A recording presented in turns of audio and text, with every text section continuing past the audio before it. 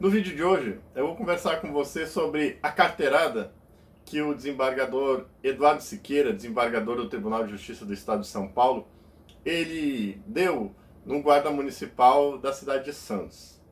Na semana entre o dia 19 e o dia 26 de julho de 2020, a imprensa, de modo geral, noticiou que o desembargador Eduardo Siqueira, ao ser abordado pela guarda municipal em razão de não estar usando máscara, uso este obrigatório em razão do decreto municipal do município de Santos, ele se recusou a usar a máscara, se recusou inclusive a ser notificado ou ser autuado.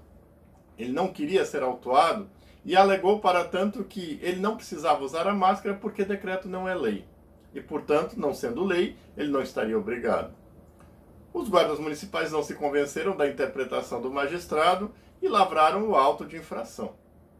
Nesse momento, um vídeo que circulou mostra que ele liga, então, o desembargador Eduardo Siqueira liga para o secretário municipal da Segurança de Santos, para que este, então, desse ordens, no caso, aos guardas municipais, por serem diretamente subordinados a ele, para que não lavrassem o auto de infração. Muito foi dito nesses dias, não é preciso repetir que isso é uma vergonha, isso é reprovável, é lastimável, é triste ver um desembargador de um Tribunal de Justiça tendo esse tipo de conduta. O próprio magistrado se recusando a cumprir a lei, com uma interpretação extremamente equivocada e primária, para dizer o mínimo. Então, por que ele disse que ele não precisaria cumprir a lei porque decreto não é lei? Bem, o decreto em questão, ele foi emitido pelo Poder Municipal, no caso, o prefeito de Santos. Como sendo poder executivo, a primeira pergunta que vem é: poder executivo pode emitir lei? Pode promulgar lei? Pode produzir leis? A resposta é pode. Atipicamente, excepcionalmente, uma das funções do poder executivo é sim promulgar leis, emitir, produzir leis. Por quê? Porque no caso do decreto, o decreto está regulamentando um direito, regulamenta o exercício do direito de ir e vir. No caso, impõe algumas condições. A principal delas, o uso da máscara, a máscara facial cobrindo o rosto e a boca. Como todos sabem, essa máscara, ela tem o objetivo de impedir que pessoas que estejam contaminadas com coronavírus transmitam para outras pessoas. É uma das tentativas de se impedir ou se diminuir a propagação dessa doença. Então, a primeira coisa que nos chama a atenção é isso. Um desembargador, um juiz de segundo grau, porque é isso que é o desembargador. Nós temos no Poder Judiciário juízes de primeiro grau e juízes de segundo grau. Em regra, os desembargadores vão atuar sempre como juízes de segundo grau. É para eles que são destinados os recursos em segundo grau. Depois que há uma sentença, uma decisão de um juiz de primeiro grau, o órgão revisor, aquele que vai verificar se realmente aquela decisão foi acertada, é o Tribunal de Justiça. E lá estão os desembargadores. O desembargador Eduardo Siqueira deveria saber que uma das funções do Poder Executivo é produzir leis, função atípica. Não é a regra. A regra é que o Poder Executivo faça cumprir as leis, execute as leis. Mas, excepcionalmente, ele pode produzir leis. E foi o que foi feito. Ele produziu uma lei, no caso um decreto, que dizia como é que o exercício do direito de ir e vir seria feito. Ele dava as condições, os detalhes para o exercício desse direito de ir e vir. O vídeo também mostra que em um determinado momento o desembargador se refere aos guardas municipais ou a um deles como analfabeto. E isso caracteriza o crime de injúria. O crime de injúria está tipificado no artigo 140 do Código Penal e diz que injuriar alguém é crime e estabelece a pena. Outra conduta do desembargador que nós podemos visualizar também é o crime de concussão. O Código Penal descreve a conduta de concussão como sendo aquela de exigir, em razão do cargo ou da função que exerça, vantagem indevida. No caso do desembargador, o que ele exigia? Ele exigia não ser autuado, em razão do não uso da máscara, ele exigia não ser autuado, porque ele é um desembargador. Ele tentou usar o seu cargo de desembargador de um tribunal de justiça para intimidar os agentes municipais. Ele usou os seus contatos, ele liga para o secretário de segurança do município de Santos, que provavelmente ele conhecia, que sabia de quem se tratava, para que, na condição de desembargador, ele não fosse autuado pela prática ou pelo não uso da máscara. O que não aconteceu. O desembargador ele exigia que o secretário de segurança ordenasse aos guardas municipais que não o autuassem. Porém, isso não aconteceu. Além disso, ao receber a nota de autuação, ele rasga o papel. Então isso é outro crime que seria o crime de desacato, desacatar funcionário público. Está claro que, ao se dirigir de maneira ofensiva ao guarda municipal, chamando de analfabeto, ele pratica o crime de injúria, porque ser analfabeto por si só não é vergonha, mas nesse caso, como o desembargador se refere nesse contexto ao guarda municipal como um inferior, ele usa o fato de chamar o guarda municipal de analfabeto para demonstrar que ele, como desembargador, está no nível acima e que o guarda municipal, por ser analfabeto, na verdade, isso é um absurdo, porque se ele fosse analfabeto, nem servidor público ele seria, mas enfim, ele tenta se colocar numa condição de superioridade e, nesse sentido, ao usar a palavra analfabeto, ele pratica o crime de injúria.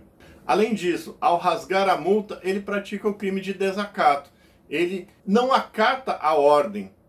O que se deveria fazer? Ele deveria receber aquele papel, a autuação, e se ele se inconformado, se ele discorda, se ele acha que aquilo foi injusto, ele deveria contestar administrativamente, recorrer daquela autuação, recorrer daquela multa, provar que aquilo não havia razão de ser. Ainda que seja difícil imaginar isso diante das situações do caso concreto. Outra questão que surge nesse caso é quem julga o desembargador em casos de crime comum e de infração administrativa. Bom, no caso de crimes comuns, no caso da injúria, do desacato e da concussão, é o Superior Tribunal de Justiça, o STJ. É o que diz o artigo 105.1a da Constituição Federal. Bom, mas isso em tese. É possível que ele seja julgado, se é que vai ser julgado, por um outro órgão. Mas, teoricamente, seria o Superior Tribunal de Justiça. No caso do CNJ, do Conselho Nacional de Justiça, existe inclusive uma discussão teórica sobre qual a natureza deste órgão, do Conselho Nacional de Justiça. Eu penso que é um órgão de controle externo do Poder Judiciário. Eu entendo que ele não faz parte do Poder Judiciário, ainda que muitos de seus membros sejam juízes, ministros, desembargadores, sejam todos do Poder Judiciário. Mas, em tese, a ideia é que o CNJ seja um órgão de controle externo. Como órgão de controle externo, ele vai julgar a parte administrativa, principalmente as questões éticas, mas também a questão administrativa. Que questões administrativas seriam essas? O exercício da magistratura em si, quando não existe propriamente a prática de crimes. Ou outras infrações que fujam do âmbito do direito especificamente, mas que estejam no âmbito da ética e da moral. A outra questão que tem gerado muitas discussões é sobre a famosa aposentadoria compulsória. Uma vez condenado, um dos efeitos da condenação penal, se é que isso vai acontecer, é a perda do cargo ou da função pública. E perdendo o cargo, no caso de magistrados, o que acontece é a aposentadoria compulsória. Muitas pessoas estão dizendo, então, que é um prêmio para o desembargador ser aposentado antes do tempo, porque ele receberia, inclusive, os vencimentos integrais.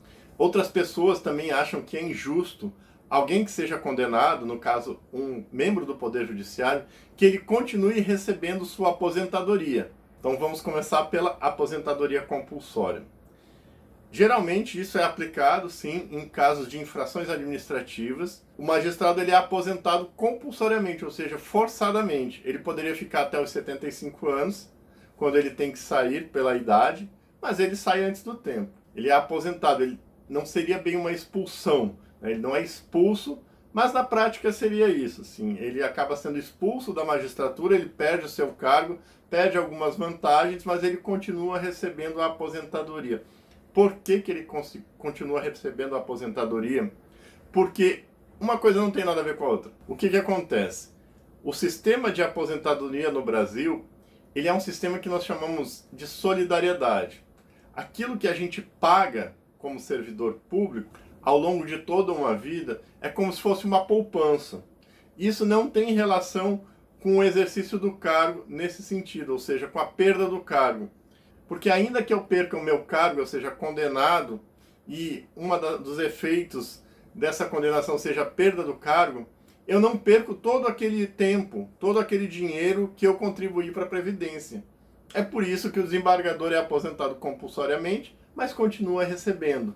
São dois fatos distintos. Basicamente, como é que funciona a Previdência, no caso, as aposentadorias dos membros do Poder Judiciário e dos servidores públicos em geral. Aqueles que estão na ativa contribuem com um certo valor para um fundo. Esse fundo paga as aposentadorias daqueles que já estão aposentados, que não estão mais na ativa, até que eles morram. Quem vai pagar a aposentadoria, então, desses aqui que estão na ativa ou que vão se aposentar, são os funcionários públicos, os servidores públicos que virão depois, que ingressarão no serviço público depois e que passarão a contribuir. Bom, e o que eu acho que vai acontecer? Sinceramente, eu não acho que vai acontecer nada. Ele poderia responder, como eu falei, por injúria, por concussão e por desacato. A injúria é um crime de ação penal privada. Ele depende da vontade daquele que foi injuriado. Ainda que esse guarda municipal tenha recebido homenagens e uma série de reconhecimentos, é muito provável que ele se sinta intimidado em processar um desembargador de um tribunal de justiça. Existe também o fato de que, infelizmente, existe um sentimento de corporativismo no Poder Judiciário que não é legal, não é benéfico, mas isso existe de fato. O que acontece em geral? Aqueles que estão julgando ficam com receio de que os próximos a serem julgados podem ser eles. E aí existe esse espírito de corpo. O que demonstra esse espírito de corpo, de corporativismo, é justamente o número de juízes e desembargadores que já foram julgados e aposentados compulsoriamente. Este número é muito pequeno. Eu vou deixar aqui embaixo, no link da descrição desse episódio, algumas matérias para você ler, onde fala o número de juízes e desembargadores que já foram aposentados compulsoriamente pela prática de ilícitos, sejam eles administrativos, sejam eles éticos ou penais. Além disso, os jornais noticiaram que o desembargador Eduardo Siqueira já tem um histórico de desacatar, de ofender, inclusive colegas. Então, se o desembargador Eduardo Siqueira já tem por hábito não respeitar os seus próprios pares, o que dirá um simples guarda municipal? O que acontece é que, infelizmente, alguns magistrados esquecem que são servidores públicos, que não são juízes, que estão desembargadores, que isso é temporário, que a sua função não é ser servido pelo poder público, não é ser servido pelos servidores públicos, mas sim servir ao público. No caso do Poder Judiciário, a função principal é solucionar os conflitos aplicando o direito ao caso concreto. Dizer o direito, que é o juris dictio, da onde vem jurisdição. E toda essa movimentação na imprensa e nas redes sociais, ela é muito valiosa, ela é muito benéfica. Ela ajuda a relembrar aos membros do Poder Judiciário que o cargo deles, apesar do nome vitalício, e nós vamos falar sobre vitaliciedade em um outro vídeo, é um cargo passageiro. Como eu disse, os magistrados não são magistrados, eles estão servidores públicos. A função deles é muito importante e não aceita e não tolera isso que, na gíria, no jargão dos fóruns, no jargão forense, se chama de ataque de juizite. No caso do desembargador Eduardo Siqueira, foi um ataque de juizite crônica, né? Quando ele acha que, por ser juiz, por ser desembargador, ele está acima da lei. Todos são iguais perante a lei, mas infelizmente alguns acham que são mais iguais do que os outros. Se você gostou desse vídeo, deixa o seu like, se inscreve no canal se você ainda não é inscrito, compartilhe com seus amigos, com quem você acha que pode gostar e pode se interessar. O seu like, o seu comentário, o seu compartilhamento é muito importante, ajuda o canal a crescer e, principalmente, faz com que o YouTube indique o vídeo e o canal para outras pessoas. É isso aí, até o próximo vídeo.